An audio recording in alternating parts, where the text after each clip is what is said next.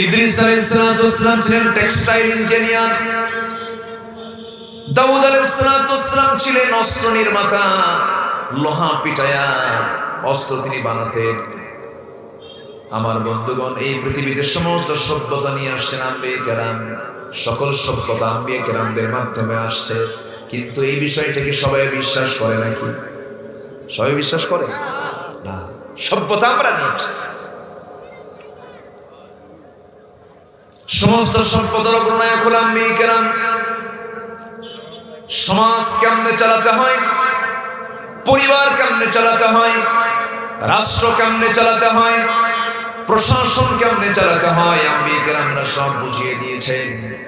বিশাল বড় রাষ্ট্রের দায়িত্ব পালন করেছেন ইউসুফ আলাইহিস সালাম। আল্লাহ তাআলা তাকে রাষ্ট্রদান করেছিলেন, দেশ শাসন করেছেন। এইরকম করে যুগে যুগে আল্লাহ তাআলা পয়গম্বরদের দিয়ে মানব সভ্যতা তিনি গড়ে তুলেছেন। এই জন্য সমস্ত কাজে সবচেয়ে অবদান বেশি হলো আল্লাহর পয়গম্বরদের। সর্বশেষ পয়গম্বর ছিলেন জনাবে মুহাম্মদুর রাসূলুল্লাহ সাল্লাল্লাহু আলাইহি ওয়াসাল্লাম। আমার ভাইরা, সেই জন্য আমরা জ্ঞান অর্জন করব। কার কাছে সাহায্য চাবো? আজকে বলুন না, কার কাছে সাহায্য চাবো? আল্লাহর কাছে সাহায্য চাবো। একজন নবী আল্লাহর কাছ থেকে জ্ঞান চেয়ে নিয়েছেন, জ্ঞানের জন্য দোয়া করেছেন। আল্লাহ বলছেন, মুসা ফেরাউনকে কালিমার দাওয়াত দিতে যাও, কারণ সে সীমা লঙ্ঘন করেছে। ইন্নাহু তাগা। তিনি বলেন, আল্লাহ আমি কেমন করে যাব? আমার জিহ্বা তো অচল, আমার জিহ্বা খাটো, একটা কথা বলতে আমার বহু সময় লেগে যায়। এলাকায় এই লোকগুলোকে কি বলে? তোতলা বলে। কথা আটকে আটকে দেয়। নাম যদি হয় বেলাল, কি নাম? বেলাল। আছে না এরকম? আছে। এই সমস্ত লোক যারা আছেন তারা সবগুলো মুসার লোক। কার লোক? মুসা আলাইহিস সালাম খুব তোতলা ছিল, খুব রাগ ছিল তার, প্রচন্ড রাগ। এত রাগ ছিল যে তাফসীর এসেছে যখন তিনি খেপে যেতেন চুলগুলো খাড়া হয়ে যেত, টুপি ভেদ করে বের হয়ে যেত। প্রত্যেক পয়গম্বরকে আল্লাহ তাআলা 3টা স্বতন্ত্র গুণ দিয়েছেন। প্রত্যেকটা পয়গম্বরকে আল্লাহ তাআলা 3টা গুণ দিয়েছিলেন। নাম্বার 1 হলো হুসনুল খুলক, উন্নত চরিত্র। নাম্বার 2 হলো সুন্দর চেহারা দান করেছেন। নাম্বার 3 হলো শারীরিক শক্তি সবচাইতে বেশি ছিল, আল্লাহ তাআলা তাদেরকে সবচাইতে বেশি শক্তি দিয়েছেন। আমার নবীজিকে আল্লাহ তাআলা জান্নাতে 100 জন পুরুষের সমান শক্তি দিয়েছেন। আমার বন্ধুগণ, সেই মুসা আলাইহিস সালাম বলছেন, আল্লাহ আমি কেমন করে তাকে কালিমার দাওয়াত দিতে যাব? আমার জিহ্বা তো খাটো, জিহ্বাটা ঠিক করে দাও। আল্লাহ বলছেন, মুসা তুমি পড়ো, রব্বি শরহ লি সাদরি ওয়া ইয়াসসির লি আমরি ওয়াহলুল উকদাতাম মিন লিসানি ইয়াফকাহু কওলি। আল্লাহু আকবার। আল্লাহ তুমি আমার বক্ষটাকে প্রশস্ত করে দাও, আমার কাজকে সহজ করে দাও, আমার জিহ্বার সমস্ত জড়তা দূর করে দাও, এবং আমি যেন যে কথাগুলো বলি তারা যেন সহজেই বুঝতে পারে। আমার কথাগুলোর মধ্যে তুমি আল্লাহ সৌন্দর্য বাড়ায় দাও। যেরকম সুবহানাল্লাহ। চাইবো আমরা কার কাছে? যেটা মুখস্থ হয় না, আল্লাহর কাছে চাইলে তাড়াতাড়ি মুখস্থ হয়ে যাবে। এতক্ষণ ধরে আমার বক্তব্যের মূল বিষয়টা ছিল জান্নাত কি শুধু হুজুরদের না সবার? শুধু আলেমের না সবার? অতএব সেই জান্নাত পেতে হলে কোরআন শুধু আলেমরা পড়বে না, সবাইকে পড়তে হবে। সবাইকে পড়তে হবে, সবাইকে জানতে হবে, নচেত জান্নাত পাওয়া যাবে না। আপনি নতুন শহরে প্রবেশ করেছেন, ধরুন ঢাকার, পুরান ঢাকার সব বাজার এরিয়াতে ঢুকেছেন। ওই এলাকায় যারা ঢুকেছেন তারা টের পাবেন ওই এলাকার প্রত্যেকটা যে গলি, বিভিন্ন যে রাস্তার গলিগুলো সব 2 রকম মনে হয়, 1 রকম মনে হয়, 1 রকম। ওই চক বাজারের ওই রাস্তাগুলো চেনার জন্য আপনাকে বারবার যেতে হবে, এরপর আপনি চিনতে পারবেন। তেমনি যে বান্দা কোরআন না জেনে, হাদিস না জেনে, দিন না বুঝে, ইসলাম না বুঝে যে ব্যক্তি হাসরের ময়দানে উঠবে, সেই দিন তার কাছে কোনো রাস্তা ক্লিয়ার হবে না। কোনটা জান্নাত কোনটা জাহান্নাম তার কাছে ক্লিয়ার হবে না। এই জন্য বন্ধুগণ, সময় যতদিন আছে, যে মুহূর্ত, যে যে মুহূর্ত পর্যন্ত আমরা বাঁচবো সবার আগে আমাদের কিসের জ্ঞান অর্জন করতে হবে? এটা আমার এক নম্বর আহ্বান, এটা মাথায় রাখবেন। আসুন সেই কোরআন থেকে আমরা কিছু কথা বলি, একটু মনোযোগ দিয়ে শোনার চেষ্টা করুন। এই দুনিয়াতে আমরা এসেছি খুব অল্প সময় নিয়ে, যে কোনো মুহূর্তে আমরা দুনিয়া থেকে বিদায় নিয়ে নেব, কিন্তু ক্ষণকালীন এই দুনিয়ায় চলতে গিয়া বাবার সঙ্গে মহাব্বত, ভাইয়ের সঙ্গে মহাব্বত, ছেলের সঙ্গে মহাব্বত, স্ত্রীর সঙ্গে মহাব্বত, এরপরে ব্যবসা বাণিজ্যের প্রতি আকাঙ্ক্ষা, মালামালের প্রতি আকাঙ্ক্ষা, এই যে মহাব্বত ভালোবাসাগুলো দুনিয়ার ক্ষণিক জীবনে হয়ে যায়, এই মহাব্বত ভালোবাসাগুলো কে দিয়েছেন? আসতে বলবেন না, কে দিয়েছেন?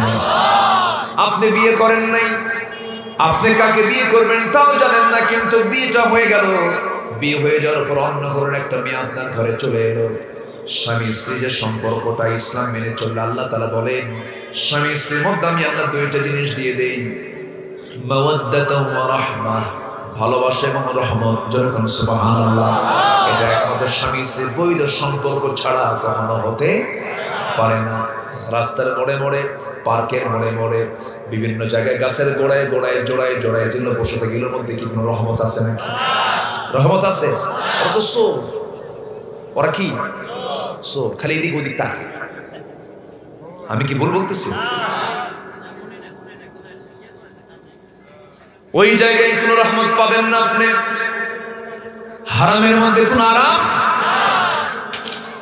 কিন্তু এই ক্ষণকালীন দুনিয়ার ভিতরে চলতে গিয়ে যে মায়া মহাব্বত ভালোবাসাগুলো আল্লাহ তাআলা পয়দা করে দেন, সন্তানকে বাপ ভালোবাসে, বাপকে সন্তান ভালোবাসে। যেদিন বাপ মরে যায় সন্তানটার বুকটা খানখান হয়ে যায়। যেদিন সন্তান মরে যায়, বাবা সন্তানের লাশটা কাঁধে নিয়ে যায়, বাবার মনটা সেদিন কি হয়? এই যে মায়া দয়া মহব্বতটা কে দিয়েছেন? এই মায়া থাকার দরকার আছে না নাই? এই মায়া মহব্বতের প্রয়োজন আছে। আল্লাহ বলছেন বান্দার এই মায়া দয়া তো আমি দিয়েছি, কিন্তু বান্দা শোনো, আমি তোমাকে 8টা ভালোবাসার কথা জানিয়ে দিচ্ছি। 8টা ভালোবাসার চাইতে আমার প্রতি ভালোবাসা, আমার প্রতি মহব্বত কিন্তু কোনো অংশে কম রাখা যাবে না। সবার শীর্ষে রাখতে হবে বান্দা আমার প্রতি মহব্বত। জয়গণ সুবহানাল্লাহ। কে বলছেন এটা? আল্লাহ বলছেন।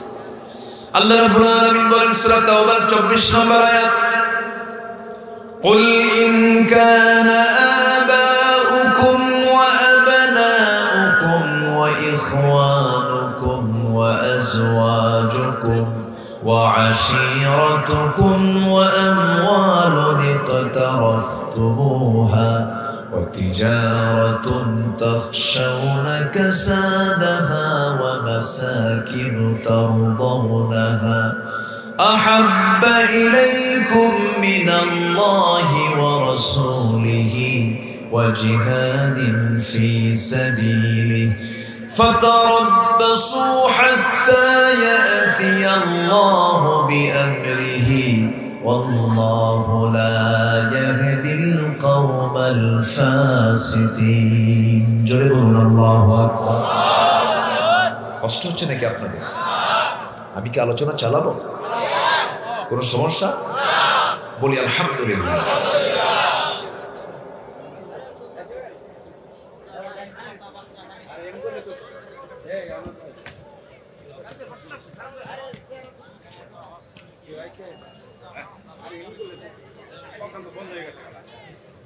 জি বসেন, মেহরবানি করে বসেন। মানে হয়েছে কি, মঞ্চটা এমন একটা জায়গা, মঞ্চে যে যেদিকে কাজ করে জনগণ সেদিকে থাকে, ঠিক আছে না? এখানে এটা লাইভ। বসে যে একটু মেহরবানি করে বসে, যে বসে পড়েন। আলহামদুলিল্লাহ, বসেন।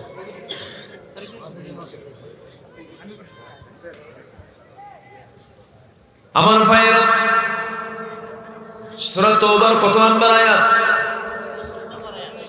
বলেন? মনোযোগ আছে তো নাকি? ইনশাআল্লাহ। কয় নাম্বার? 24 নম্বর। ভালো আছেন? খুলে ফেলেন। ডিস্টার্ব হচ্ছে না, খুলে ফেলেন। আমি এই জন্য চুপচাপ বসেছিলাম যে ডিস্টার্বটা না হোক। জি না, আলহামদুলিল্লাহ, আলহামদুলিল্লাহ। মেহমানকে সম্মান করা তো ওয়াজিব, তাই না? মেহমানকে সম্মান করা কি? হয়েছে। আমার জন্ম এখানেই, আমার জন্ম এখানেই। আলহামদুলিল্লাহ। আল্লাহ তুমি সবার ভিতরে বরকত দিয়ে দাও, জোরে বলি আল্লাহুম্মা আমিন। আমি আশ্চর্য হয়ে যাচ্ছি যে আপনারা আজকে মাহফিলে আসলেন কেন?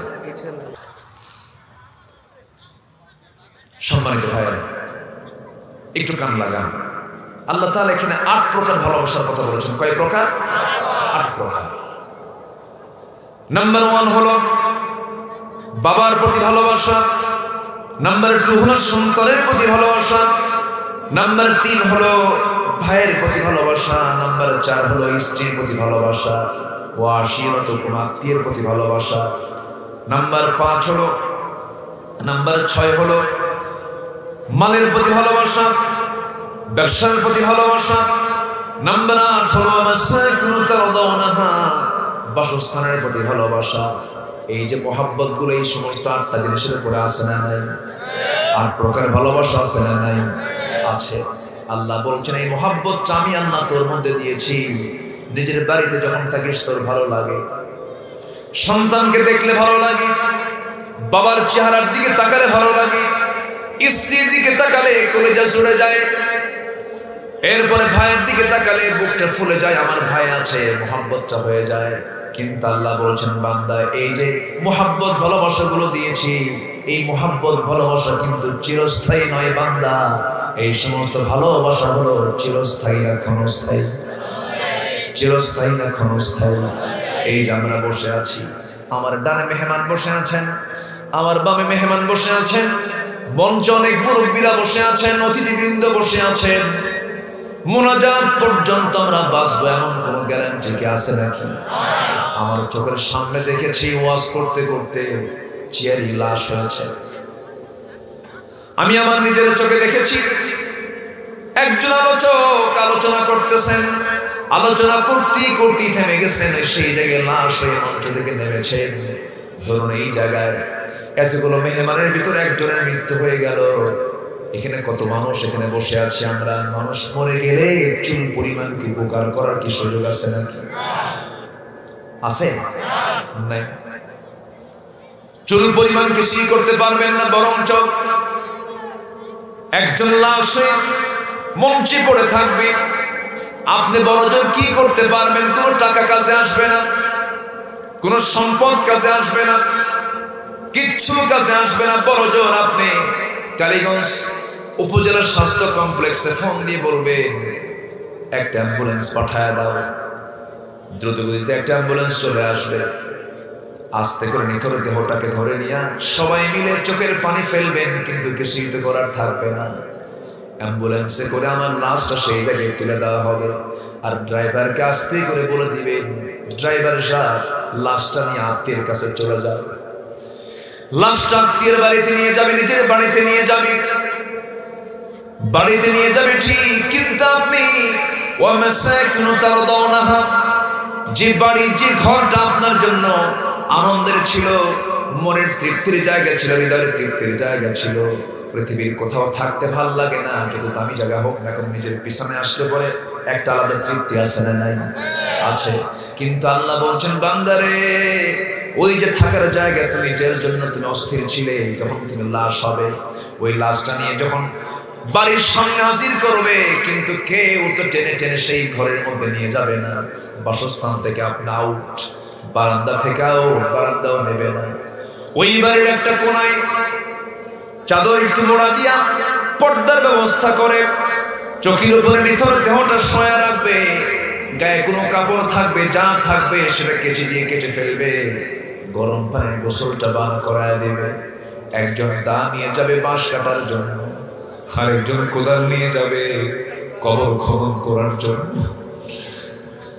আমার ভাইয়ের সারা জীবন কত কালারের কাপড় পরেছি, এই কালার পছন্দ হয় না, ও টেইলার সেটা চেঞ্জ করা, এই কালারটা বানা, ডিজাইন পছন্দ হয় না, কিন্তু মরে গেছে, সঙ্গে সঙ্গে বাজার থেকে কি কালার কেউ খুঁজবে না, মাত্র একটা কালার কাফনের কাপড় কিনে নিয়ে আসবে, সেলাইও হবে না, সেলাইটাও করবে না রে, দুটো পার্ট করে ছিঁড়ে ফেলে মাথার মধ্যে ঢুকায় দেবে, চকলেটের মতো পায়ে বাঁধন দেবে, মাথায় বাঁধন দিয়া সামনে একটা খাটনি, বালিশ নেই, কাঁথা নেই, চাদর নেই, ঠান্ডার ভিতরে সেই জায়গায় রেখে দিয়া মসজিদে এলান হয়ে যাবে, কে আছো, জানাজা শুরু হয়ে যাবে, লোকজন চলে আসবে, জানাজা শেষ হয়ে যাবে। আমার নিথর দেহটা কবরস্থ করতে দেরি করলে ওই সন্তান, যে সন্তানটার জন্য আমরা কত কি করেছি, ওই সন্তানটা বলবে দেরি করো না, লাশ তাড়াতাড়ি সমাহিত করো, লাশটা পচে যাবে, গলে যাবে, রক্ত বের হবে। লাশটা ধরে নিয়ে কবরে শোয়া দেবে, বাঁশ চাপা দিয়া ওই যে চলে আসবে রে। দিন শেষে বন্ধু আমার কেউ না, বন্ধু আমার একমাত্র কে?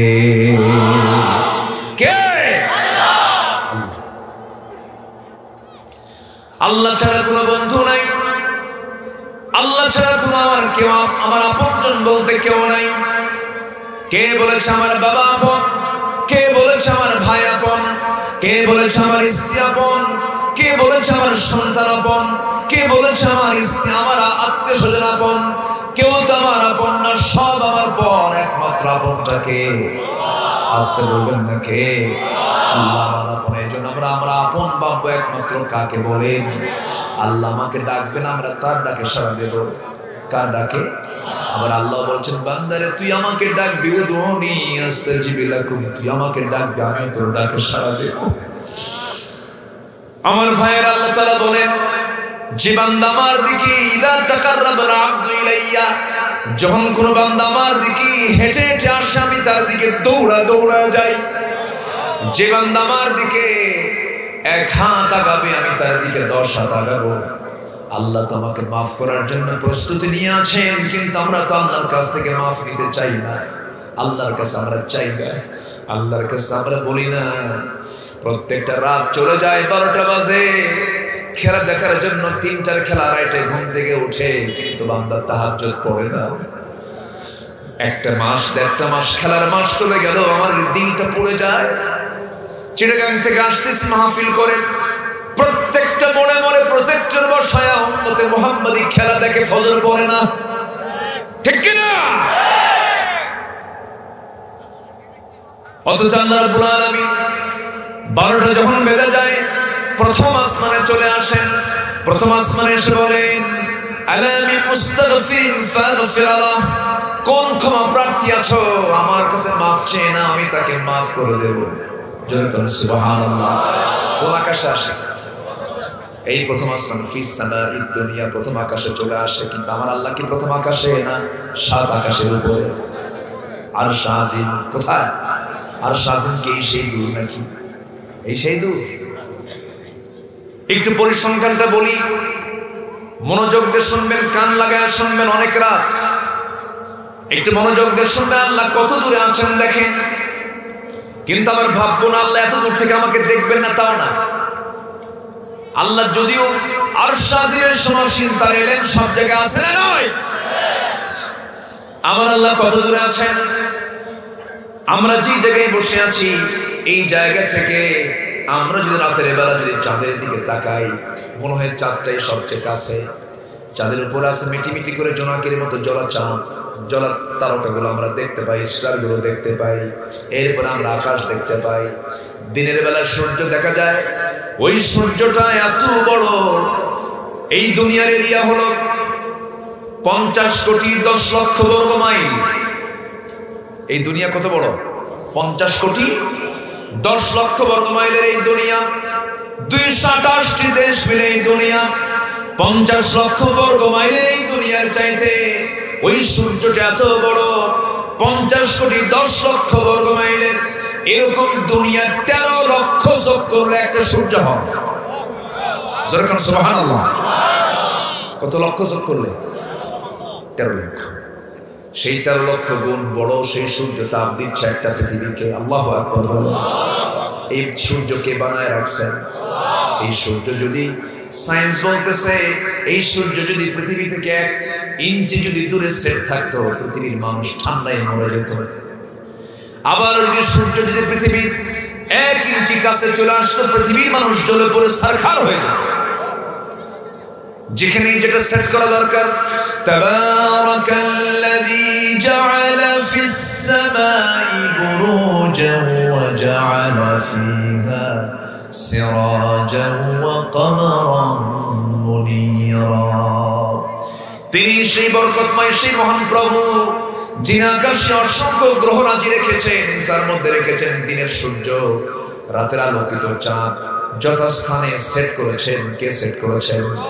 ওহুয়াল্লাযী জাআলাল লাইলা ওয়ান নাহারা খিলফাতান লিমান আরাদা আন ইয়াযাক্কারা আও আরাদা শুকুরা। তিনি সেই মহান সত্তা যিনি দিনটাকে রাতের খিলফাতান স্থলাভিষিক্ত করেছেন। কি করেছেন? স্থলাভিষিক্ত করে দিয়েছেন। এই বিশাল বিশ্ব পরিমণ্ডল কেউ চালায় না, চালান একমাত্র কেবলমাত্র শুধুমাত্র কে? আসতে বলুন না, কে চালান? আল্লাহ চালান। সেই মহান রব্বুল আলামিন কত দূরে দেখেন, ওই সূর্যটা এত বড়, আবার রাতের বেলা যে আমরা চাঁদের উপরে কিছু মিটি মিটি করে জ্বলা কিছু আমরা তারকা দেখতে পাই, সেই তারকাগুলো কত বড়। ব্যাটেল জয়েস নামে একটা তারকা আছে, সেই ব্যাটেল জয়েসটা এই সূর্যের চাইতে একটা তারকা 33 কোটি গুণ বড়। কল্পনা করা যায়? 33 কোটি গুণ বড় সেই ব্যাটেল জয়েস। চাঁদের দেশে সফর করলাম, মঙ্গল গ্রহ সফর করলাম, মঙ্গল গ্রহে ঘুরে আসলাম মানুষ, চাঁদের দেশে ঘুরে আসলাম মানুষ। সেই মানুষ যদি বলে চাঁদও দেখলাম, মঙ্গল গ্রহ দেখলাম, সূর্যের দেশে তো যাওয়ার সময় আমরা জোরে পড়ে সারকার হয়ে যাবে, একটু তারকার দেশে যাব। যদি কেউ তারকার দেশে যেতে চায়, এই দুনিয়া থেকে কোনো নভোযানে চড়ে, সাধারণ কোনো যানবাহন তো হবে না, নভোযানে চড়তে হবে তাকে। বর্তমান দুনিয়ার সবচেয়ে দ্রুতগামী যানবাহন হলো অ্যাপোলো 11। অ্যাপোলো 11 এর গতি হলো পার আওয়ার, প্রতি ঘন্টায় 39,000 কিলোমিটার। 39,000 কিলোমিটার বেগে যদি কোনো বান্দা ওই অ্যাপোলো 11 চড়ে যদি ওই তারকার দেশ, সবচেয়ে নিকটবর্তী তারকা হলো প্রক্সিমা সেন্টারি। প্রক্সিমা সেন্টারি নামক তারকার দেশে যদি কেউ যেতে চায়, 39,000 কিলোমিটার বেগে ঘন্টায়, তার সময় লেগে যাবে 1,15,000 বছর মাত্র। যাবেন কারা কারা? হাত তোলেন। সম্ভব? আমি কি আকাশে গেছি এখনো? আকাশে গেছি এখনো? কই আছি আমরা? কোন তারকা? দূরের না কাছে? কাছে। আর সেই আকাশের নিচে ছোট্ট একটা মাখলুক মানুষ একটা চেয়ার পাইলে কি তাকাব্বুর দেখা আছে না নয়? চেয়ার পায়া ভাবে আমি তো হয়েই গেছি একখান মাল, কিচ্ছু হওয়া নাই। তো আল্লাহ তাআলা তোমার চেয়ে তো বড় দাপটের নমরুদকে খতম করেছেন, ঠিক কি না? ফেরাউনকে পানিতে চুবায়া মেরেছেন। সে আল্লাহ আছে না নাই? আছে না নাই? সব দেখেন, কুফর দিয়ে শাসন চলতে পারে, জুলুম দিয়ে শাসন চলবে না, জুলুম টিকবে না।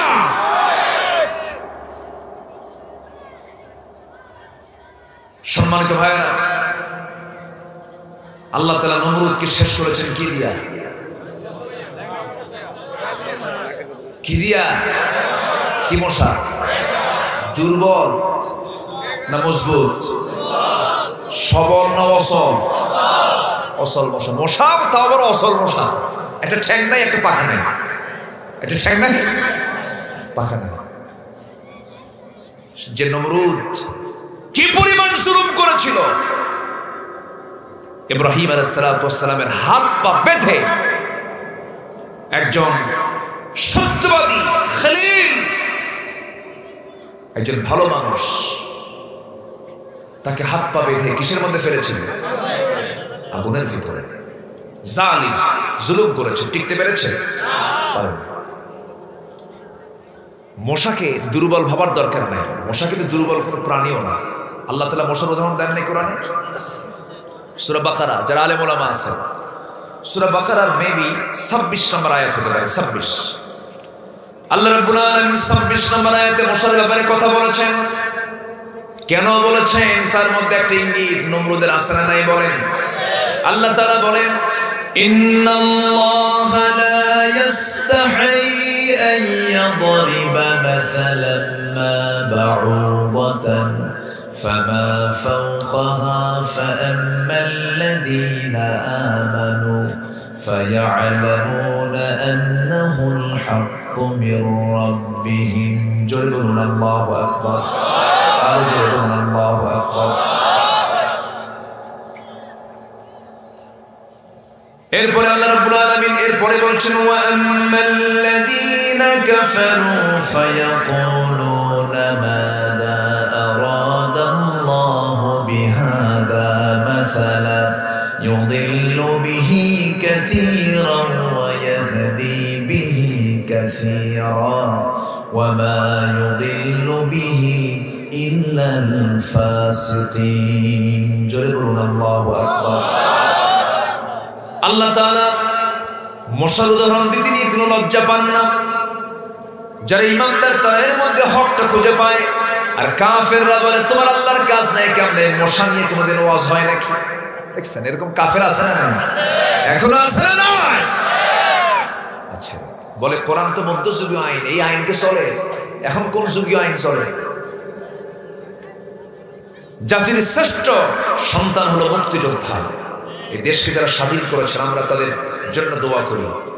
অথচ 2000 মুক্তিযোদ্ধা, পত্রিকায় দেখলাম, জাতীয় পত্রিকা কয়েকদিন আগে, 2000 মুক্তিযোদ্ধা যাদের বয়স হলো 52 বছর,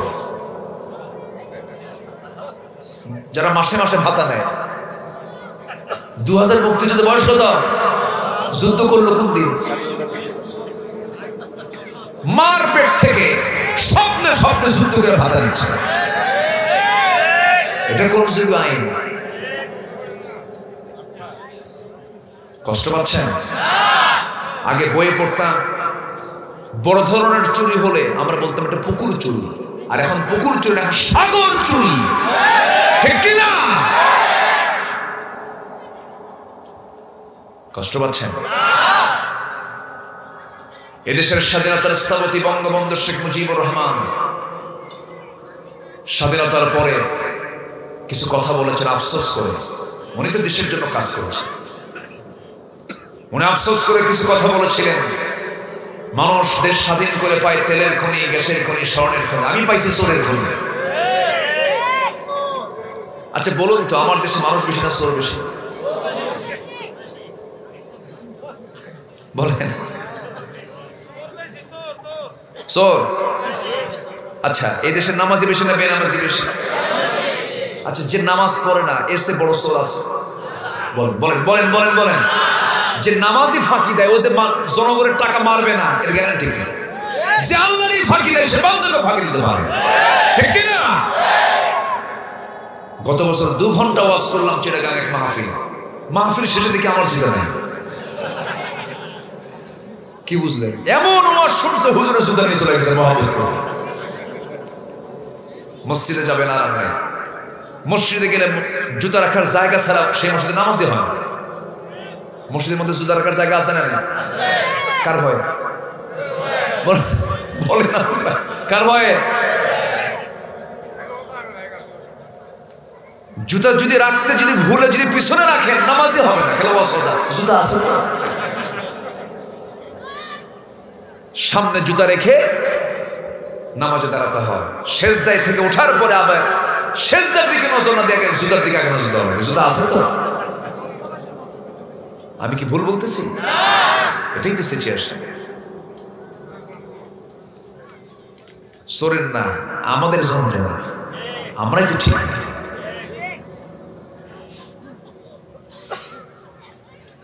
মসজিদগুলো কোথায় চলে গেছে আজকে দেখেন। রাগ করা যাবে না, কিন্তু কথাগুলো একটু বলি, বলার দরকার আছে না? মসজিদগুলো আজকে কোথায় চলে গেছে?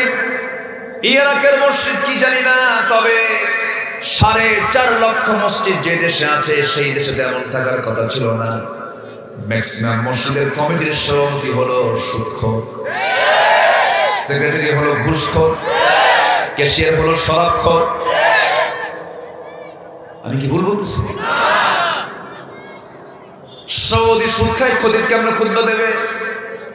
খুতবা দিতে নিয়ে হঠাৎ করে মুখ থেকে একটা আয়াত বের হয়েছে, লা তাকুলুর রিবা আদআফাম মুদাআফা, তোমরা চক্রাকারে সুদ খেও না, সুদের কারবার করো না। হঠাৎ করে খতিবের চোখের সঙ্গে সভাপতির চোখ পড়ে গেছে, চোখে চোখাচোখি হয়ে গেছে। আই কন্টাক্ট হওয়ার পর, খুতবা দেওয়ার পর নামাজ শেষে সভাপতি সাহেব এসে বলতেছে, খতিব সাহেব বাড়িতে পারলেন আমার দেখে দেখে ওয়াজ করলাম। কি কথা কি বলতেছে? আমি কি বলতেছি?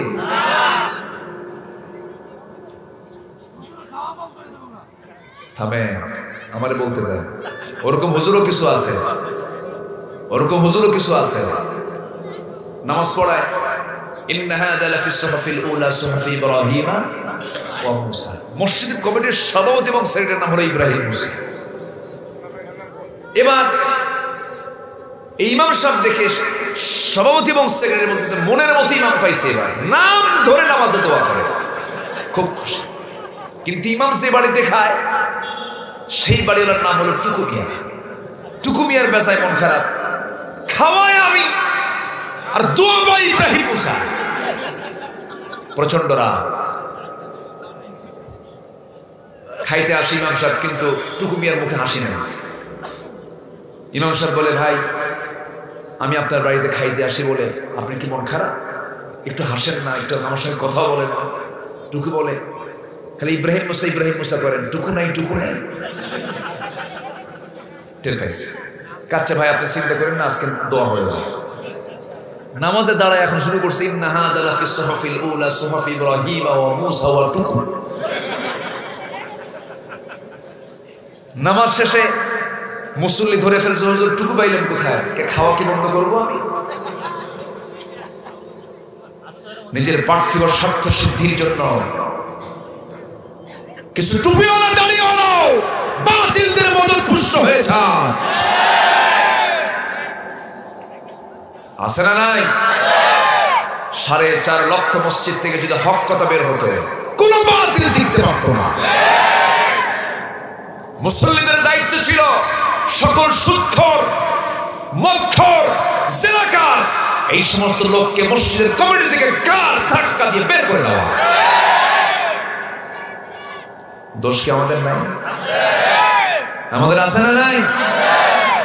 কথা বলি না তো, চুপ করে থাকি আমরা। চুপ করে শুধু দেখি না। ইমানদার চুপ করে থাকার জাত নয়, ইমানদার প্রতিবাদী জাতি, প্রতিবাদ করার জাতি। কষ্ট পাচ্ছেন? আলোচনা চালাই? অনেক রাত হয়ে গেছে তো। ইমাম সাহেব কি করবো? চালাবো? উনিও কয় চালান। কত শুনতে চাচ্ছি? জি বলি আলহামদুলিল্লাহ। লোকজন দেখি এখনো আসতেছে। লোকজন কি এলাকায় কি 12টার পরে আসে নাকি?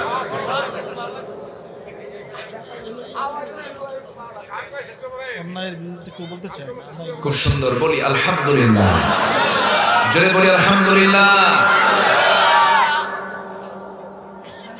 ওইদিকে গাজীপুর, এইদিকে কালীগঞ্জ, না এটা কালী, ওইদিকে গাজী। সাতক্ষীরা গেছিলাম, ঢুকলাম সাতক্ষীরা পার হয়ে দেবহাটা, দেব। এরপরে দেখলাম যে দেখি যে দেবের পরে কি দেখি যে কালীগঞ্জ, ওখানে একটা আছে না নাই? কালীগঞ্জ পার হয়ে দেখি শ্যাম নগর। কি কথা বোঝেন নাই? প্রথমে দেব, এরপরে কালী, এরপরে শ্যাম। কিন্তু এলাকায় কালীও আছে, গাজীও আছে। আমরা গাজী হব, জোরে বলি ইনশাআল্লাহ। আমরা কি হব? গাজী। আল্লাহ কবুল করুন, আল্লাহ কবুল করুন। সকল ভালোবাসার চাইতে বেশি ভালোবাসা উপহার দিতে হবে কাকে? সকল মুহাব্বতের ঊর্ধ্বে থাকবেন কে? আল্লাযীনা আমানু আশাদ্দু হুব্বান লিল্লাহ। সে আল্লাহ কোথায় আছেন বলেন তো? বলেন কোথায় আছেন? আর রহমানু আলাল আরশিস তাওয়া। আরশ আজিমে তিনি সমাসীন আছেন।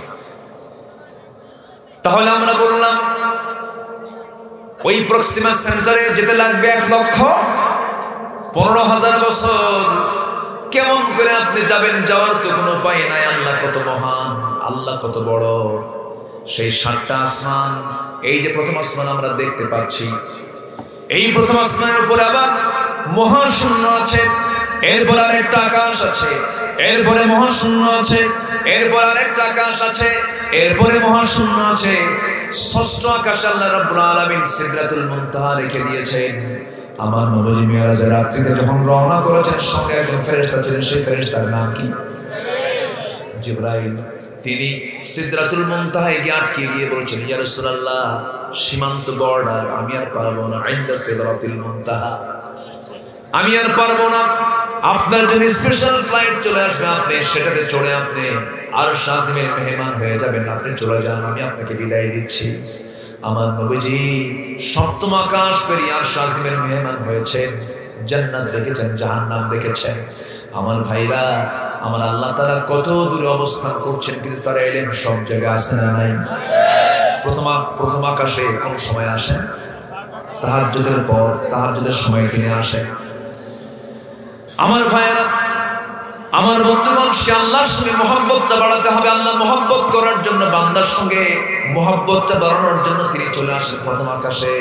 আর আমরা শুধু বিছানা থেকে উঠে একটু ওযু বানায়া সিজদা দিয়ে দেব, আল্লাহ আমার সঙ্গে কথা বলা শুরু করে দিবে। আমরা কথা বলতে চাই কার সাথে? আসতে বলবেন না, কার সাথে? কান্নাকা তারাহু ফাইন্নাহু ইয়ারাক ওয়া ইল্লাম তাকুন তারাহু ফাইন্নাহু ইয়ারাক। তুমি যখন নামাজ আদায় করবে, যেন তুমি ভাবতেছো তুমি তোমার আল্লাহকে দেখতে পাচ্ছ। যদি তুমি আল্লাহকে না দেখতে পাও, অবশ্যই তুমি ভাববে আল্লাহ তোমাকে অবশ্যই দেখছেন। এমন করেই তুমি নামাজে দাঁড়াবা, আল্লাহর সঙ্গে মহব্বত করবা। যার মহব্বত আল্লাহর সঙ্গে হয়ে যাবে, পৃথিবীর কোনো মহব্বত তাকে পরাজিত করতে পারে না। নামাজের মধ্যে মজা আছে না নাই? সবাই কিন্তু এই মজাটা পায় না। নামাজের কিছু ক্লাস আছে।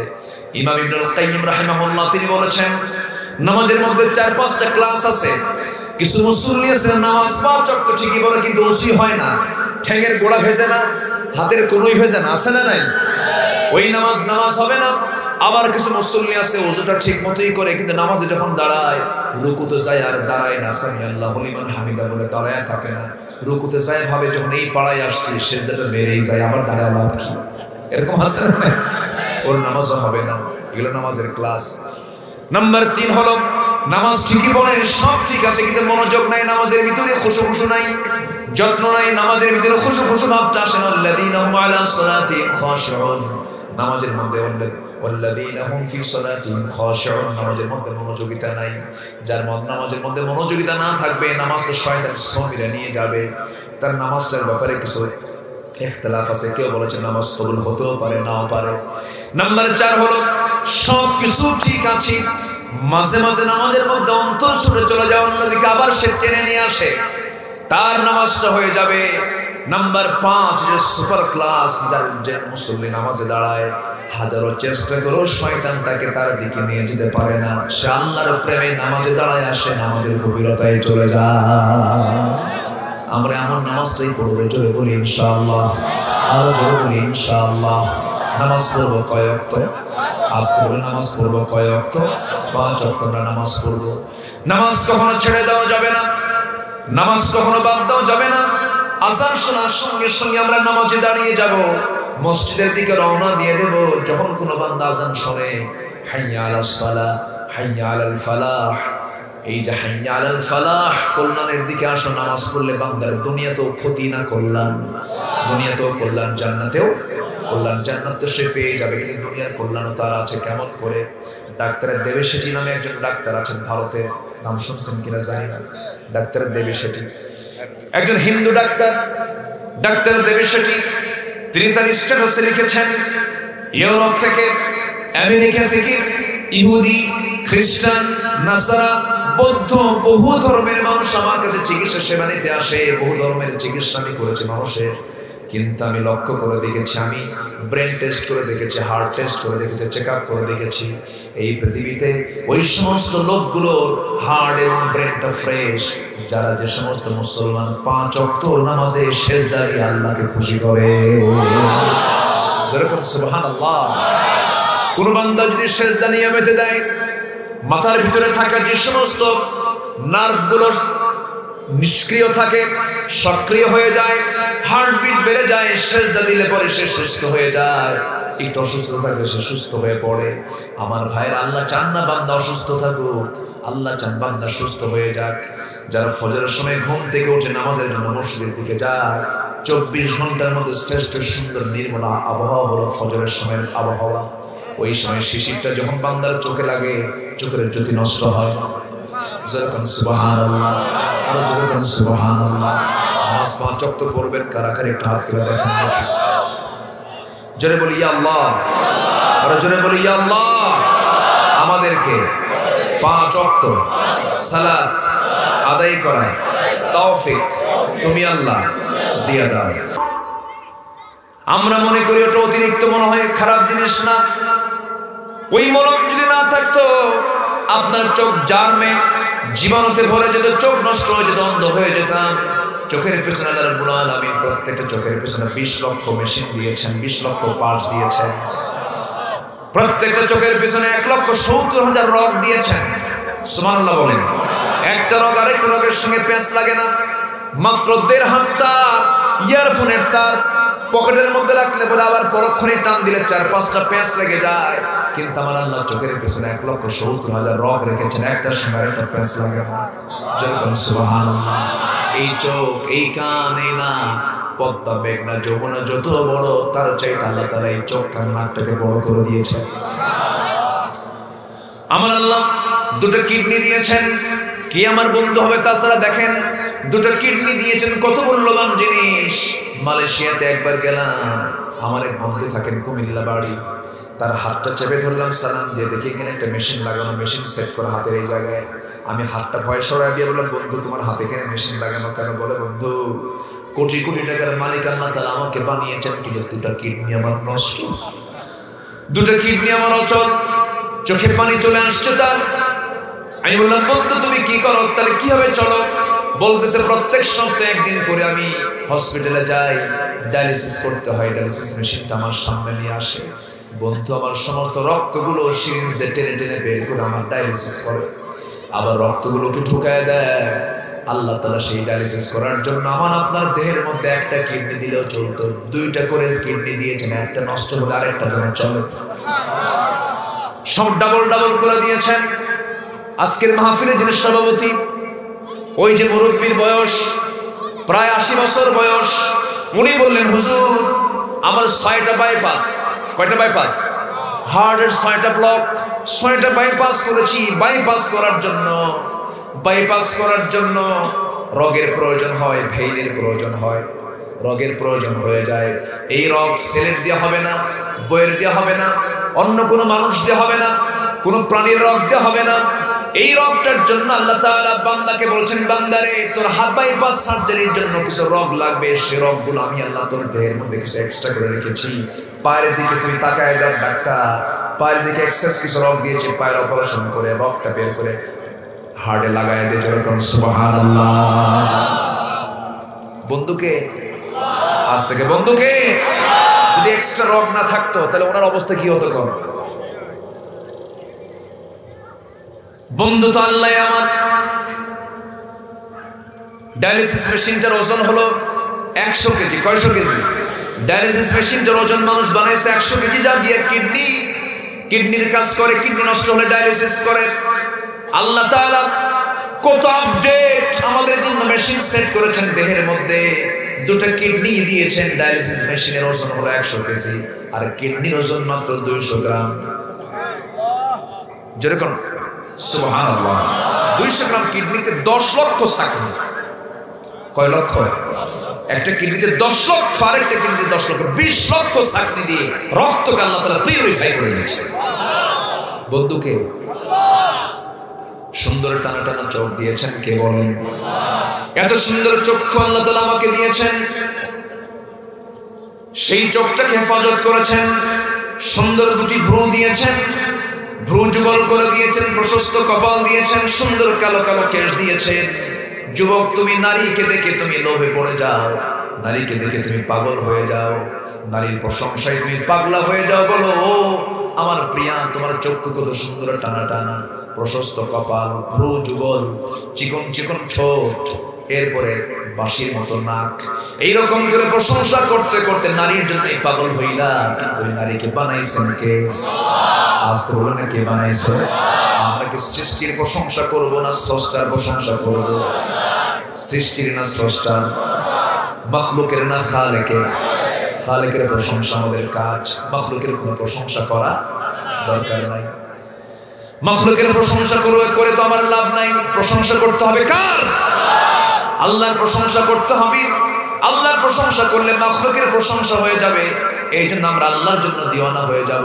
যুবক, তুমি একটা মেয়ের জন্য পাগল হয়ে যাচ্ছ, এমন যুবক আছে আমার দেশে, মেয়েকে না পাই আত্মহত্যা করে, আছে না নাই?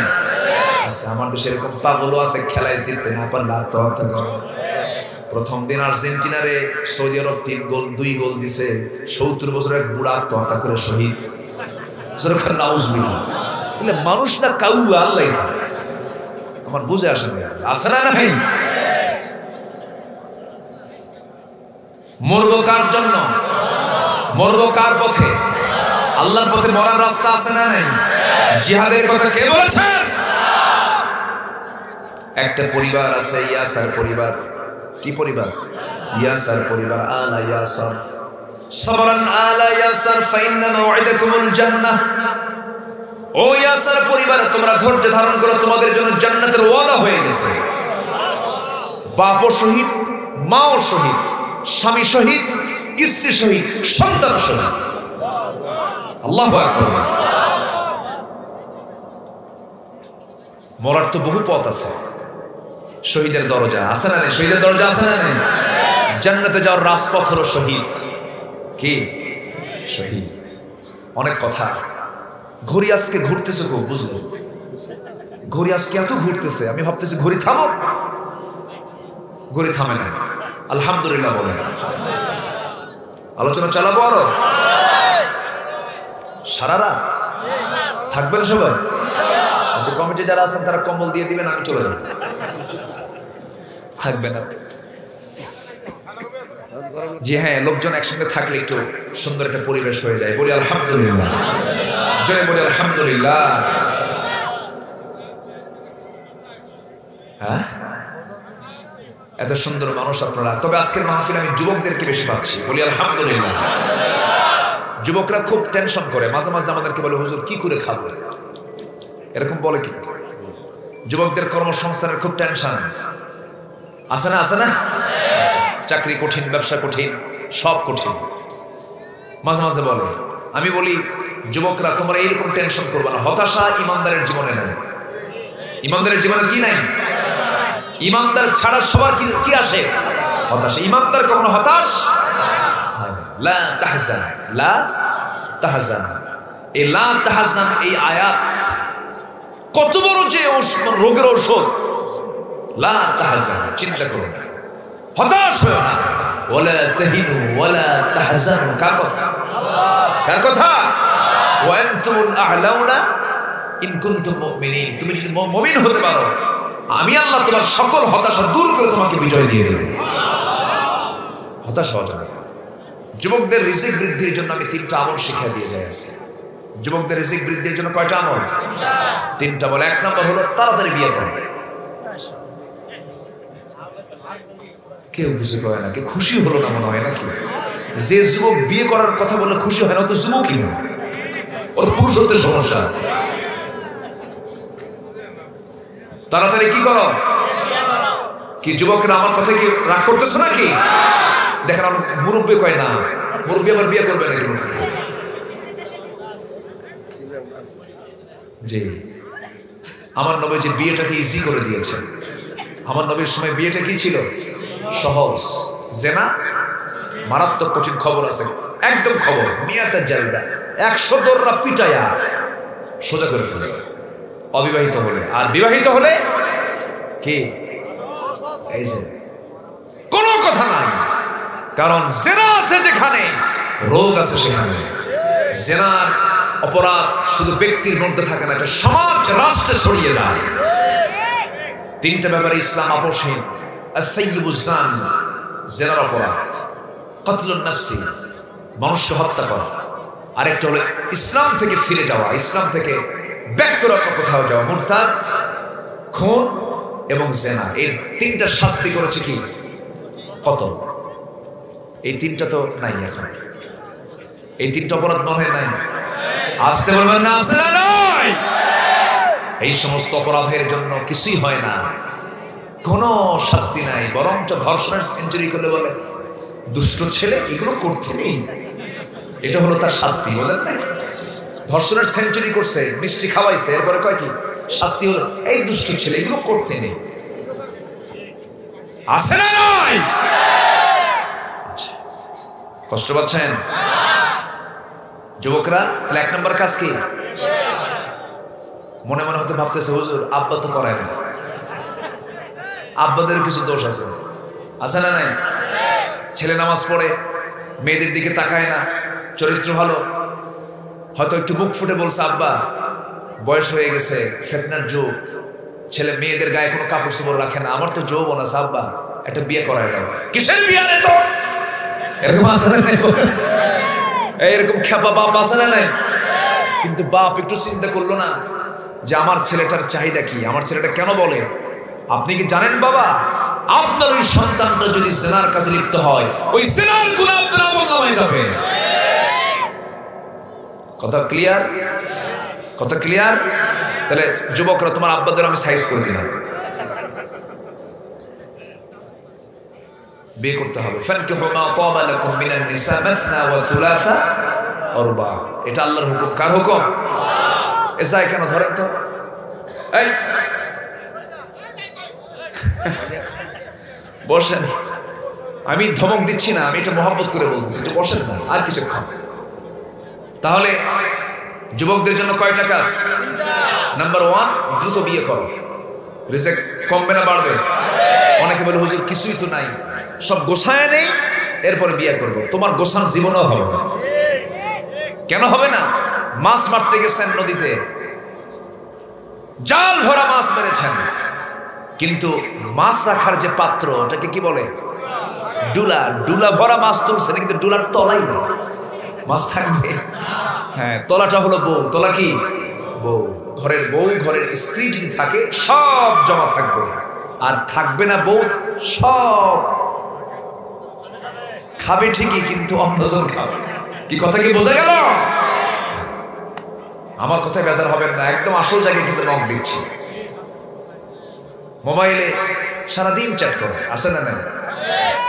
মোবাইল তো আছেই মাশাআল্লাহ, এটা তো যুবকদের জন্য খুব ভালো। বিশেষ করে 3টার সময় যারা চ্যাটিং করে, ওরা তো ফেরেশতা, জিবরাইল, নাকি এরকম আছে না? দেখো, কোনো কাম না, সারাদিন চ্যাটিং, সারাদিন। এবং আমি তো মনে করি যারা মোবাইল চালায়, আমি তাদেরকে প্রতিবন্ধী মনে হয়, যারা অতিরিক্ত মোবাইল চালায়। হয়তো মোবাইল দেখতেছে, এই এদিকে এরকম আছে না? নেই বলেন, আছে না নাই? হুঁশ নাই। কোরআন পড়ো। কি পড়ো? কি পড়ো? কোনো লাভ নাই তো। সালাম দিলে একজন উত্তর দিলে এই সেটিং ম্যাটিং করে লাভটা কি? আমরা সময়টাকে কাজে লাগাবো, জোরে বলি ইনশাআল্লাহ। আমার নবীজি তার মেয়েকে বিয়ে দিয়েছেন ঘর দেখে, টাকা দেখে, পয়সা দেখে না, তাকওয়া দেখে। বয়স হয়ে গেছে, মেয়েকে বলেন মা আমি তোমাকে বিয়ে দেবো। কাব্বু ঠিক আছে, আপনি যেটা বলবেন তাই হবে। এখনকার মেয়েরা কি তাই বলে? কাব্বা তুমি এগুলো খুঁজতে গেছো কেন? আমি তো খুঁজে দিছি। আসলে না, বলবেন কত আপডেট, নিজেই খুঁজে বের করো। আমার নবীজি বিয়ে দিবেন, সাহাবে কেরামদের মাঝে প্রস্তাব দিয়েছেন। প্রস্তাব আসবে ছেলে পক্ষ না মেয়ে পক্ষ? মেয়ে পক্ষের পক্ষ থেকে প্রস্তাব যাবে, এটা হচ্ছে সুন্নাহ। আলহামদুলিল্লাহ বলে। এখন প্রস্তাব দেখে ছেলে পক্ষ না তো, ছেলে নিজেই গার্লস স্কুলের সামনে যাই এতিমের মতো বসে থাকে, মানে বাপও নাই মাও নাই, আছে না নাই? বের হয় মেয়ে, পিছে পিছে যায়, পিছন থেকে ডাকে শোনো একটু তাকাও না আমার দিকে। 3টা দিন হলে ঘুমাই না, চোখ গেছে গর্তের মধ্যে, একটাবার বলো ভালোবাসা আছে? এই আছে না নাই? এগুলো বাদ দাও। আলেয়া, নারগিস, শিউলি, শম্পা, চম্পা কেউ থাকবে না। থাকবেন কে? কে থাকবেন? আল্লাহ। রাসূল মেয়েটাকে বিয়ে দিবেন, ধনী ধনী খেজুর বাগানের মালিকরা আসে প্রস্তাব দিচ্ছে। রাসূল বলেন এগুলো চলবে না, যাও, নট অ্যালাউড। সবার প্রস্তাব দেওয়া শেষ, সাইয়েদনা আলী আসলেন, এসে নবীর সামনে দাঁড়ায় আছেন। রাসূল বলেন আলী কিছু বলবা নাকি? হুজুর আসলাম তো, কি যে বলবো ভাষা পাচ্ছি না। রাসূল বলেন তুমি কি আমার মেয়েকে বিয়ে করবা? হুজুর দিলে করা যায়, জোরে কোন সুবহানাল্লাহ, দিলে করা যায়। রাসূল বলেন তোমার কাছে কিছু আছে? হুজুর থাকবে কি, আমার তো ঘরই নাই, বাড়ি তো নাই আমার। আপনার মেয়েকে আমার সঙ্গে বিয়ে দিবেন, বাড়ি তো নাই আমার। তার সমস্যা নাই, কিছুই কি নাই তোমার? হুজুর আছে এই যে তরবারি, এই যে ঢাল। রাসূল বললেন তরবারি তো লাগবেই তোমার, ঢাল ছাড়া যুদ্ধ করা যায়, তবে ঢালটা তুমি বেঁচে আসো। ঢাল বেচার টাকা হবে আমার বিয়ের মহরণা, আমার মেয়ের বিয়ের মহরণা। ঢাল বিক্রি করতে গেছেন বাজারে, বিক্রি হয়ে গেছে। এমন লোক কিনে নিছে, তিনি হচ্ছেন ওসমান জিন নুরাইন, 2 মেয়ের জামাই নবীজি। 2 মেয়ে, কয় মেয়ে? এক মেয়ে মারা গেছে, আরেক মেয়ে দিছে, ওটাও মারা গেছে। রাসূল বললেন আমার যদি আরেকটা মেয়ে থাকতো, আরেকটা মেয়ে আমি ওসমানকে দিতাম। ওটা আরেক লাজুক, ওটা ধনী সাহাবী, কিন্তু ওরকম এই বর্তমান দুনিয়ার মতো ধনী না। মাঝে মাঝে এসে বলতেন হুজুর আপনি আমার জন্য একটু দোয়া করেন। কি দোয়া? আমি যেন গরিব হই, আমি যেন কি হই। আচ্ছা এরকম ধনী কি দুনিয়াতে আছে? কেউ কি কয় যে আল্লাহ তুমি আমার সম্পদ কমায় দাও, এরকম কেউ বলে? কিন্তু ওসমান এমন ধনী, রাসূলের কাছে এসে বলতে হুজুর আপনি আমার জন্য দোয়া করেন, আমার সম্পদ যেন কমে যায়, আমি যেন গরিব হই। আমার নবীজি পাঠায় দিলেন বিক্রি করার জন্য। বিক্রি করে দিয়েছেন ঠিক, ওসমান কিনে নিয়েছেন। হাতের মধ্যে ঢালটা নিয়ে টাকা দিয়েছেন। কিছু দূর যেতেই ওসমান রাদিয়াল্লাহু আনহু বলছেন আলী কিছুক্ষণ পর তো তুমি আমার ভাইরাই হয়ে যাচ্ছ, অতএব তোমাকে আমি এটা আগেই তোমাকে গিফট করলাম, ঢালটা আমি তোমাকে দান করে দিলাম। ঢাল আর টাকা নিয়ে নবীর সামনে হাজির। রাসূল বললেন আলী ঢাল তো মনে হয় বিক্রি হয়নি তোমার। হুজুর বিক্রি হয়ে গেছে তো, এই যে টাকা, ঢালও আছে টাকাও আছে। হুজুর বিক্রি করছে, আবার ঢালটা আমাকে উপহার দিছে কে? ওসমান। রাসূল বললেন লোক আর খুঁজে পাও না, আমার বড় মেয়ের জামাই, আমি তাকে একটু বলবো, তার আগে তুমি ওখানে বলে আসছো। আল্লাহু আকবার বলো। নবীজি বিয়ে দিলেন, সবচাইতে পৃথিবীর অনাড়ম্বর বিয়ে, কোনো আড়ম্বরতা নাই, কোনো গেট নাই, কোটি কোটি টাকার কাবিন নাই। ঢাল বেচার টাকা দিয়ে মহরণা সিলেক্ট করে রাসূল তার মেয়েকে বিয়ে দিচ্ছেন বিশ্বের সেরা নারী সাইয়্যিদা আহলিল জান্নাহ। আল্লাহু আকবার বলেন।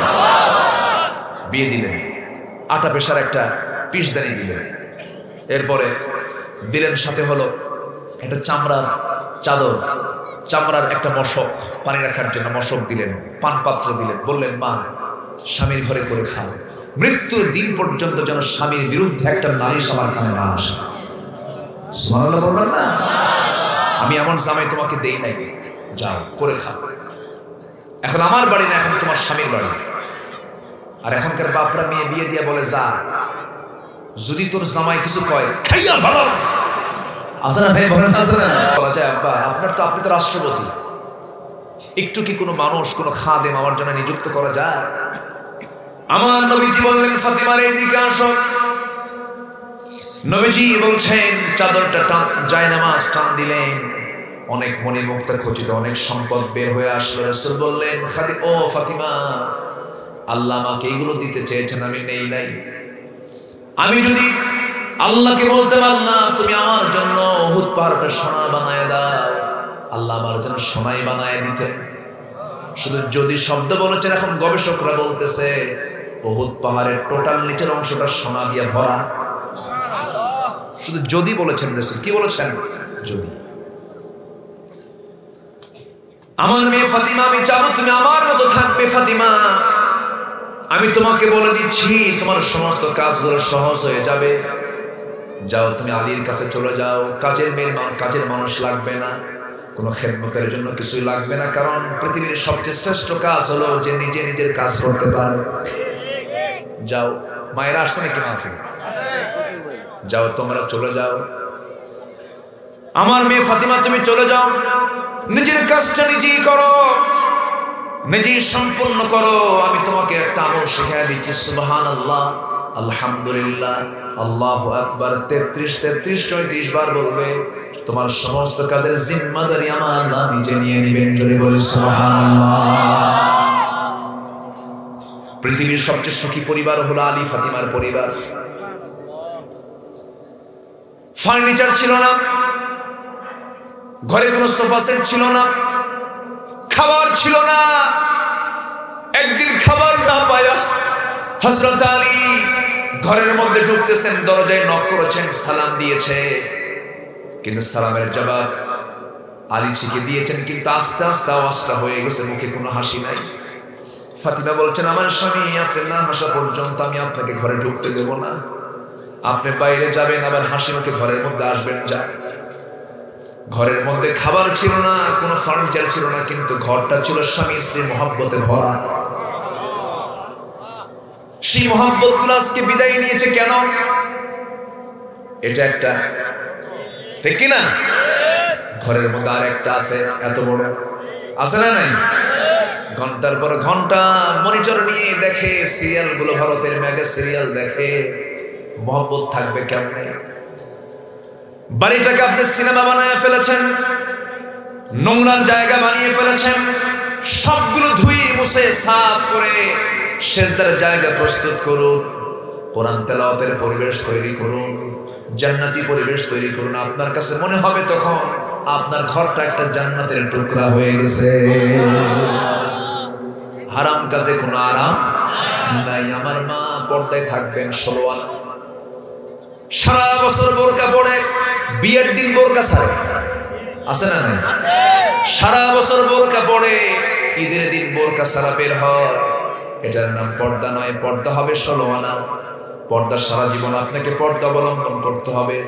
আল্লাহ মেয়েদের জন্য পর্দাটা সুন্নত নয়, অতিরিক্ত নয়, ফরজ করে দিয়েছে। মেয়েরা জাহান্নামে যাবার 1 নম্বর কারণ হবে পর্দাহীনতা। খালাতো ভাই, মামাতো ভাই, চাচাতো ভাই, দুলা ভাই আরো ডেঞ্জারাস, দেবর আরো ডেঞ্জারাস। এই সমস্ত বিষয়ে সর্বোচ্চ সতর্কতা নিয়ে পর্দা অবলম্বন করবে। আমার মা, একটা পুরুষ জান্নাতে যেতে যত টেনশন, মেয়েদের জন্য অত টেনশন নাই। মেয়েদের জন্য গুনে গুনে 4টা কাজ। কয়টা কাজ বলেন? 4টা কাজ। নামাজ, রোজা, স্বামীকে দান দেওয়া, স্বামীর আনুগত্য করা, বৈধ আনুগত্য করা। নাম্বার 4 হলো সতীত্বের হেফাজত করা, পর্দায় থাকা। এই 4টা কাজ করবেন, আল্লাহ আপনার জন্য একটা জান্নাতের দরজা খুলে দিবেন। যে দরজা ভাল লাগে সেই দরজাতে আপনি যাবেন। কি সস্তা জিনিস! কিন্তু জাহান্নামে যাবে মেয়েরা কম না মেয়েরা বেশি? মেয়েরা কম না মেয়েরা বেশি? আবার ওই সমস্ত মেয়েকে একাই যাবে না, স্বামীরাও নিয়ে যাবে, বাপরেও টেনে টেনে নিয়ে যাবে। কিছু কিছু স্বামী আছে বউয়ের ছবি ফেসবুকে দেয়, আছে না? বউয়ের ছবি কি ফেসবুকে দেওয়ার জিনিস? ফেসবুকে সুন্দর করে ছবি তুলে অর্ধলগ্ন করে লাল লিপস্টিক লাগায় ফেসবুকে পোস্ট দিয়ে বলেন, প্রিয় বন্ধুরা আসো আমার বউকে আমরা জামাতের সাথে দেখি। আছে না নাই? বউকে জামাতের সাথে দেখার জিনিস? বউ কি পাবলিক না পার্সোনাল? তো তুমি পাবলিক করো কেন? হ্যাঁ, দুষ্টামি আছে না? এগুলো দুষ্টামি আছে না? এগুলো করা যাবে না। আল্লাহ তুমি বোঝার তৌফিক দাও। আমার বন্ধুগণ, 8টা ভালোবাসা, 8টা ভালোবাসার চাইতে আল্লাহর ভালোবাসা বেশি অগ্রগামী হবে। নাম্বার 2 হলো রাসূলের ভালোবাসাও থাকার দরকার আছে না? 1 নাম্বার কে? নাম্বার 2 হচ্ছে মুহাম্মদ সাল্লাল্লাহু আলাইহি ওয়াসাল্লাম। নাম্বার 3 হলো ওয়া জিহাদিন ফি সাবিলিহি, আল্লাহর পথে জিহাদ করাকে তোমাদের পছন্দনীয় হতে হবে বেশি। বাড়িতে বসে থাকা যাবে না। ওয়া মাসাকিন তারদাউনাহা, যে বাড়ি তোমাকে প্রশান্তির জায়গা মনে করো, সেই প্রশান্তির জায়গার চাইতে জিহাদকে বেশি প্রাধান্য দিবা। জিহাদ করতে গিয়ে তুমি শহীদ হয়ে যদি যাও, এপারে দুনিয়া ও পারে আমি জান্নাত সোজা দিয়া দেব। জোরে বলি সুবহানাল্লাহ।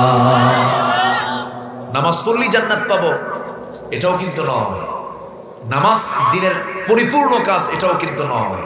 দিনের কোন একটা সাইডকে আপনি যদি বাদ দেন, আল্লাহর কাছে জবাবদিহিতা আছে না? আছে না নাই? জিহাদের প্রসঙ্গে একটা কথা মনে পড়লো, শেষ দিকে এসে বলে ফেলি। তাবুক অভিযান ইসলামের ইতিহাসে সবচাইতে বড় অভিযান এবং সবচাইতে বেশি সাহাবী ওই অভিযানে অংশগ্রহণ করেছেন। 30,000। কত হাজার? বদরে ছিল 313। বদরে কত? শুরু হয়েছে 313। আর তাবুক অভিযানে আমার রাসূল নিজে নেতৃত্ব দিয়ে নিয়ে গেছেন 30,000 সাহাবী। কত হাজার? 30,000 সাহাবী রোমান যুদ্ধ, রোমানদের বিরুদ্ধে রাসূল রওনা দিয়েছেন। কিন্তু রোমানরা দেখলো ইতিপূর্বে তাবুকে রাসূল যান নাই, সাহাবীর নেতৃত্বে যুদ্ধ হয়েছে। 3,000 সাহাবী আর 1 লক্ষ রোমান সৈন্য, মুসলমানদের বিজয় হয়েছে। এবার রাসূল নিজে গেছেন, 30,000 সাহাবী নিয়েছেন। তাহলে বলেন বিপদ আছে না? যুদ্ধ হলো না, বিনা অভিযানে আমার রাসূল করলেন কি, ফেরত আসলেন। মদিনার মসজিদে বসে আছেন, হঠাৎ করে এক সাহাবী একটু ভয়ে ভয়ে নবীর সামনে এসে হাঁটু গেড়ে দিয়ে বলতেছেন, হুজুর ভুল একখান করে ফেলেছে, আমারে মাফ করে দেন। রাসূল বলেন, কি ভুল করছে বলো? হুজুর যুদ্ধে যায়নি। কি জিহাদে যাইনি? কেন যাও নাই বলো? হুজুর এমনি যাইনি। কেন যাও নাই? হুজুর গড়িমসি করেছি। কেন? বাড়িতে ছিলাম। ও মাসাকিনু তারদাউনাহা, বাড়ির কিন্তু একটা টান আছে, আস্তে খাও, আছে না? নাই আছে না? বাড়ি ছাড়তে মন চায় না। কিন্তু রাসূল বললেন, তুমি যাও নাই? না। কেন যাও নাই? হুজুর ইচ্ছা করেই যাই নাই, কোনো কারণ ছিল না। সত্যি কথা তিনি বলে ফেলছেন। আর কে যাও নাই বলো? হুজুর হেলাল বিন উমাইয়া যায় নাই, মানে আরো আসামি বের হচ্ছে। আর কে যায় নাই? মুরারা বিন রাবিয়া যায় না। আর কে? হুজুর আমার জানা নেই। মোট কয়জন হলো? 3 জন। রাসূল নিয়ে গেছেন কত হাজার?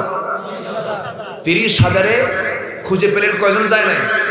3 জন। আচ্ছা 30,000-এর মধ্যে 3 জন না গেলে কি খুব বড় ধরনের কোনো ক্ষতি?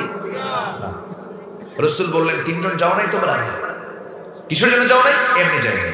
আচ্ছা ঠিক আছে, তুমি এখন যেতে পারো, পাঠায় দিন। ইনস্ট্যান্ট আমার নবীজির চক্ষু লাল হয়ে গেছে। তিনি প্রচন্ড রাগ করেছেন। রাগ করে বললেন, আমি এই মুহূর্তে প্রজ্ঞাপন জারি করলাম, মদিনার কোন মুসলমান এই 3 ব্যক্তির সাথে সালাম কালাম লেনদেন ব্যবসা বাণিজ্য কিচ্ছু করতে পারবে না। আল্লাহু আকবার বলবেন না? কথা কি বোঝা যায়? ওয়া জিহাদিন ফি সাবিলিহি। 3 সাহাবীর কানে যখন এই সংবাদ গেছে, বলেন কি হতে পারে? বলেন। নামাজের অভাব ছিল? আস্তে খাও। নামাজের অভাব ছিল? জিকির আজকের অভাব ছিল? দান সদকার অভাব ছিল? কাব বিন মালিক বলতে গিয়ে বিপদে পড়ে গেলেন মনে হয়, কিন্তু বিপদ তো নয়, কারণ তিনি সত্য কথা বলে দিয়েছেন। কাব বিন মালিকের কানে যখন সংবাদ চলে গেল, বাড়ির সামনে গিয়ে দাঁড়ালেন। বাড়ির সামনে গিয়ে দাঁড়িয়ে বলছেন, স্ত্রী দরজা খোলো, আমি কাব বিন মালিক। স্ত্রী ভিতর থেকে দরজা খুলতে নিয়ে বলছেন, আমার স্বামী খুলবো, শর্ত আছে। এই দরজাটা খুলে আপনাকে ঘরের মধ্যে ঢুকিয়ে দিয়ে পিছনের দরজাটা আমি বের হয়ে চলে যাবো। কেন? যে ব্যক্তিকে রাসূল বয়কট করেছেন, আমি স্ত্রীহীন হয়েও আমি সেই ব্যক্তিকে বয়কট করলাম। এটার নাম ইসলাম। এটার নাম কি? ইসলাম। কারণ ভালোবাসতে হবে। আহাব্বা ইলাইকুম মিনাল্লাহি ওয়া রাসূলিহি। রাসূল তোমাকে বয়কট করেছেন, আমিও তোমাকে বয়কট করে দিলাম। কাব বিন মালিক বইয়ের কাছেও জায়গা পেলেন না, দরজা খুলে তিনি বাইরে আবার বের হয়ে আসলেন। সামনে 11 বছরের 13 বছরের ফুটন্ত বাচ্চাগুলো তার সামনে খেলে, ডাকতেছে, আমার সন্তান, ইয়া বুনাইয়া তাআল, এইদিকে আসো, তাআল এইদিকে আসো। সন্তানগুলো বলছেন, না না যাব না। কেন? রাসূল তোমাকে বয়কট করেছেন, আমরাও তোমার সঙ্গে কথা বলবো না, আমরা তোমার আদর নিতে চাই না। সন্তানগুলো চলে গেল, বউটাও কথা বলে না। রাসূল তো বয়কট করেছেন, সাহাবীদের সালাম দিলে সালামের জবাবও দেয় না। কাব বিন মালিকের কাছে দুনিয়াটা ছোট্ট হয়ে গেল। হেলাল বিন উমাইয়া রাদিয়াল্লাহু আনহুর বয়স হলো মাত্র 70 বছর। মাত্র 70 বছর তো বুড়া মানুষ। আমার নবীর চাইতে বয়স বড়। 70 বছরের বুড়া মানুষকে রাসূল বয়কট করে ফেলেছেন। কেন গেল না? আমাকে কেন বললো না হেলাল? আমি তাকেও মাফ করব না। হেলাল বিন উমাইয়া শোনার সঙ্গে সঙ্গে পাগলা হয়ে গেছে। নিজের বাড়ির দড়ি হাতের মধ্যে নিয়ে মসজিদ নববীর সামনে এসে বড় খুঁটির সঙ্গে দড়িটা বেঁধে দিয়া স্বেচ্ছায় নিজের 2টা হাত বেঁধে ফেলে বলছেন, ও আল্লাহ, তোমার আমার মতো বড় আসামি এই দুনিয়াতে আর নাই। নবীজি আমার বিরুদ্ধে বয়কটের ডাক দিয়েছে। 2টা হাত বেঁধে ফেললেন। 2টা হাত বেঁধে ফেলে খাওয়া বন্ধ, সবকিছু বন্ধ, সেজদায় পড়ে কাঁদেন। সাহাবীরা সামনে দিয়ে যায়, দরজা দিয়ে মসজিদের দিকে যায়। সালাম দেন, উত্তর নেয় না কেউ। ডাকেন, কেউ উত্তর নেয় না। কারণ কে মানা করেছেন? রাসূল মানা করে দিয়েছেন। কেউ কোনো কথা বলে না। প্রায় 40টা দিন পার হয়ে গেল। হেলাল বিন উমাইয়ার সেই দড়িটা এখনো তিনি খোলেন নাই। হাতের এই সাইড দিয়ে তার ঘা পর্যন্ত হয়ে গেল। কাব বিন মালিক সিজদায় পড়ে পড়ে অস্থির হয়ে যাচ্ছেন। মুরারা বিন রাবিয়া পাহাড়ি গর্তের মধ্যে সিজদায় পড়ে পড়ে তওবা করছেন। 40টা দিন যখন পার হয়ে গেল, এই সূরা তওবার প্রেক্ষাপট, এই সূরা যে তওবা থেকে আমি কথা বলছি, শেষ পর্যন্ত এই তিনজন ব্যক্তির তওবা আল্লাহর দরবারে মঞ্জুর হয়ে গেল। নবীর কাছে জিবরাইল এসে বলছেন, ওয়া আলা সালাসাতিল্লাযীনা খুলিফু, হে রাসূল, যারা তিনজন পিছে পড়েছিল, যারা যুদ্ধে যায় নাই, আপনি না মাফ করলো, আমি আল্লাহ তাদের তওবাকে কবুল করে নিয়েছি। আমার নবীজি বলছেন, ওমর তুমি যাও, কাব বিন মালিক আমার সামনে নিয়ে আসো। আমি তো কাবকে ভালোবাসি, আমি তো কাবকে ভালোবাসি, কিন্তু রাগ করেছি কেন সে জিহাদে গেল না, জিহাদ কেন তার পছন্দ হলো না। আমি তোকে ভালোবেসেই তাকে বয়কট করেছি, কিন্তু আল্লাহ তাকে মহব্বত করেছেন, আল্লাহ তাকে মাফ করেছেন, আমি তাকে মাফ করে দিলাম। যাও কাবকে নিয়ে আসো। কাবের দরজায়, কাবের বাড়ির দরজায় যখন গিয়ে যখন ওমরে ফারুক বলছেন, কাব আসো নাকি, ভিতর থেকে স্ত্রী জবাব দিচ্ছেন, যে লোকের খবর রাসূল রাখে না, আল্লাহ রাখে না, সেই লোকের খবর আমি তার স্ত্রী রাখি না। ওমরে ফারুক বলছেন, ও কাবের স্ত্রী, এখন খবর রাখার সময় হয়ে গেছে, আল্লাহ তাদের পক্ষে আয়াত নাযিল করেছেন। জোরে করে সুবহানাল্লাহ। মাঝখান থেকে আমরা শিক্ষা নিলাম, সেই শিক্ষা হলো নামাজ পড়লাম, রোজা রাখলাম, হজ করলাম, যাকাত দিলাম, আল্লাহর জমিনে দিন কায়েমের জন্য জিহাদের তামান্না রাখলাম না, কোনো কিছুই কবুল হবে না। ঠিক কি না? আল্লাহ তুমি সবাইকে বোঝার তৌফিক দাও। যতটুকু হয়েছে আমরা বলে ফেলি আলহামদুলিল্লাহ। 12টা ক্রস না করি, ফজরের নামাজ আছে, সবাই ফজর পড়বো না ইনশাআল্লাহ? কেউ কি নামাজ ছেড়ে দেবো? আল্লাহ তুমি এই মাহফিলকে কবুল করো, কমিটিকে কবুল করো, মুরব্বীদেরকে কবুল করো, সবার খেদমতকে তুমি আল্লাহ কবুল করো। কেউ যাবেন না দোয়া ছাড়া। শেষ দিন, 3 দিনের শেষ দিন, আমরা একসঙ্গে দোয়া করে বিদায় নেব। জোরে বলি ইনশাআল্লাহ।